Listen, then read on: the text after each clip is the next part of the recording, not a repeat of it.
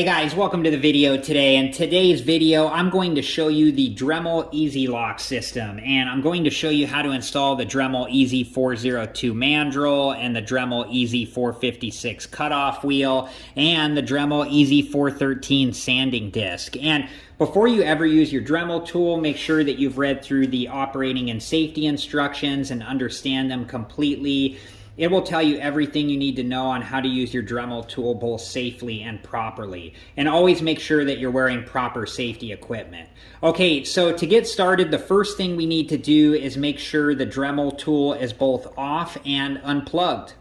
Alright guys, I have my Dremel 4300 here and I have it off and unplugged. So I'm going to show you this two different times. Right now I have the collet and collet nut installed, but there's also the Dremel keyless chuck. And when you use that, you install the Dremel 402 Mandrel just slightly different. So I'll just show you both ways. So first we'll start with the collet and collet nut, and we're just going to hold down the lock button and open this up until we can fit the EZ402 Mandrel in there, and you want to make sure it's down all the way.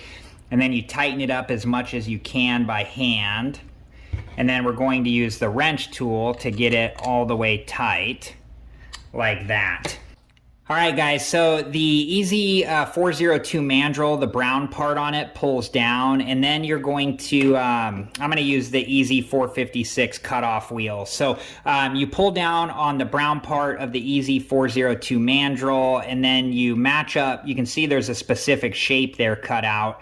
So you match up the shape from the EZ456 cutoff wheel, and then you just rotate it 90 degrees. And it drops down onto the brown part, and then you can slowly let the brown part from the mandrel back up until the EZ456 cutoff wheel locks into place. And you do want to make sure that it fits on there the way it's supposed to and it's locked into place correctly. So alright guys, so then to remove the EZ456 cutoff wheel, you want to make sure your Dremel is off and unplugged, and you're just going to pull down on the brown part of the EZ402 Mandrel, and you're going to lift up on the EZ456 cutoff wheel and then just rotate it 90 degrees until the shapes match up, and then you can just pull your cutoff wheel right off like so.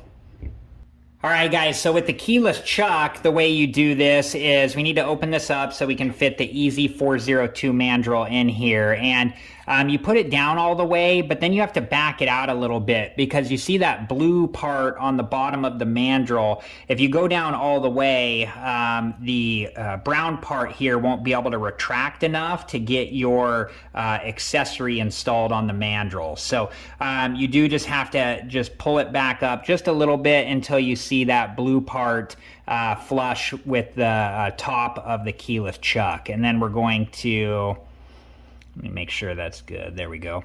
And then we're going to hold down the lock button and tighten up the keyless chuck. And then on this one, we will install the sanding disc, the EZ413 sanding disc.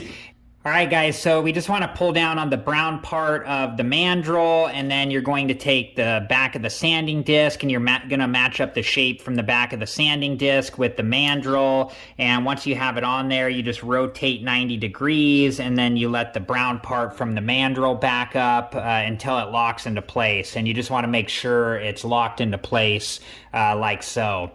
Okay. Alright guys, so to remove the sanding disc, you need to make sure your Dremel is off and unplugged, and then you just pull down on the brown part of the mandrel, and then you rotate the sanding disc 90 degrees until it comes off. Okay.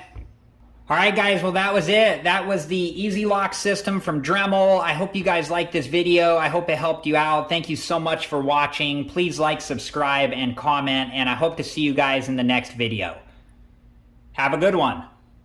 Thank you guys for watching. Please like, subscribe, and comment. And if you have the time, check out these other great videos.